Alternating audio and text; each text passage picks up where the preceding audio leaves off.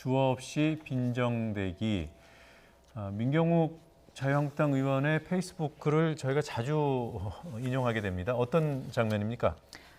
네. 이제 문재인 대통령의 모친께서 이제 사망을 하시고 지금 어떻게 보면 많은 국민들이 좀 마음이 아파하는 지금 국면 아니겠습니까? 근데 자유한국당 민경욱 의원께서 SNS에 이런 멘트들을 이제 올리신 거예요. 사실 지금 크게 논란되고 있는 이 멘트 이전에도 뭐 조국 사태 때 어떤 상대방의 외모에 대한 발언이라든지 여러 가지 이런 핀트가 좀 맞지 않는 정치인으로서 어떤 인간 존중에 대한 태도를 그렇게 크게 보이지 않는 이런 발언들이 좀 이어졌었습니다. 그래서 그 부분을 조금 사실상 너무나도 과했다. 뭐 계속해서 우리가 금도 여러 번 얘기를 했는데요. 이것이야말로 정치인의 금도가 아니라 인간적인 금도를 좀 넘어선 부분이 아닌가라는 생각이 좀 아쉬움이 들어서 좀 골라봤습니다. 예, 지금 조금 전에 보신 글에 주어가 없는데 주어는 그러니까 어머니를 모시지 않은 그 주체는 문 대통령이라고 지금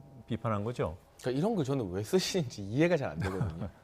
그래서 이런 일 때문에 국회에 제가 있을 때 많은 보좌진들이 강력하게 의원들의 SNS 비밀번호를 바꿉니다. 보좌진에게 한번 검수 받고 올리시라고. 그런 경우가 왕왕 있거든요. 아마 민경욱 의원은 직접 다 올리시는 것 같아요. 네. 그동안의 어떤 SNS 글들을 보니까 사실 너무나 부적절한 발언이고 굳이 이런 말을 해서 국민 감정을 자극할 필요가 있을까? 저는 지난 조국 전 장관 사태에서 문재인 대통령이 가장 잘못한 것은 국론을 분열시킨 거라고 봤거든요.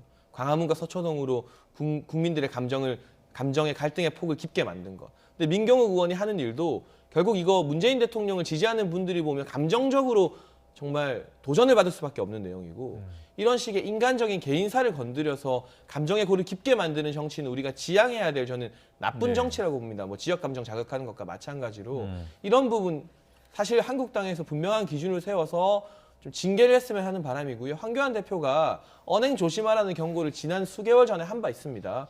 공천에도 불리하게 작용시키겠다 네. 이런 말씀을 황 대표가 직접 하셨어요. 그 첫 번째 타깃이 저는 민경욱 의원이 되어야 된다고 봅니다. 네.